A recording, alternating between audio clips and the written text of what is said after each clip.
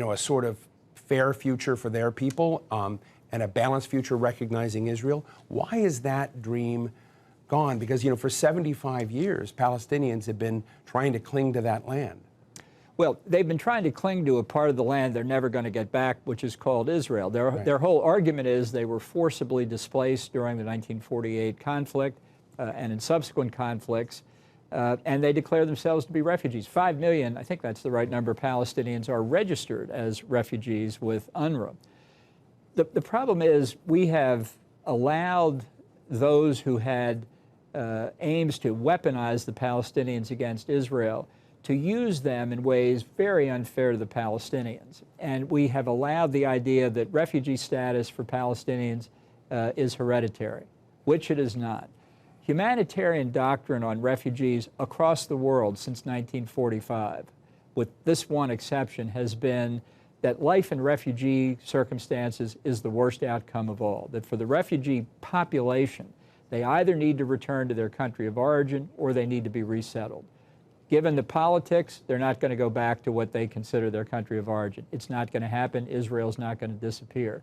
So that's why I think resettlement for the Palestinians themselves is the fairest, most just way to resolve their status. So how does that not fall into the definition of ethnic cleansing, which triggers all these accusations of war crimes?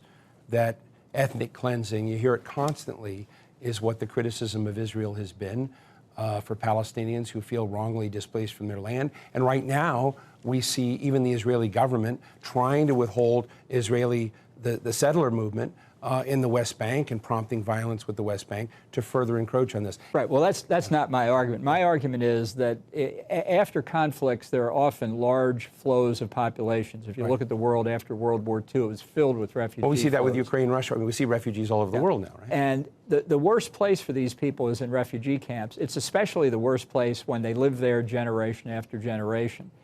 The fact is that resettlement in viable economies in the region would make a lot of sense, but for the fact Arab governments don't want to take the Palestinians in. This is another consequence of the terrible decision to weaponize the Palestinian refugees. In Egypt, they're concerned that Hamas, which is a subsidiary of the Muslim Brotherhood, would simply be a greater threat to Egypt. The Jordanian government feels the same way.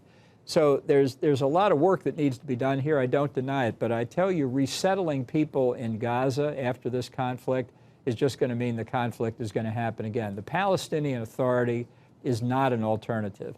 Back in the 2007 elections, I think it was, in Gaza, people were surprised that Hamas won. And many said, well, it's actually not because they favor terrorism. They simply will not tolerate the dysfunctional, corrupt Palestinian Authority taking control, and Hamas looked like an alternative. Let's face it, not much of an alternative. I think that Gaza is different from the West Bank. I think the West Bank is amenable to different solutions. But for Gaza, which is a large refugee camp, that is not a solution that is the best future for the Palestinian people.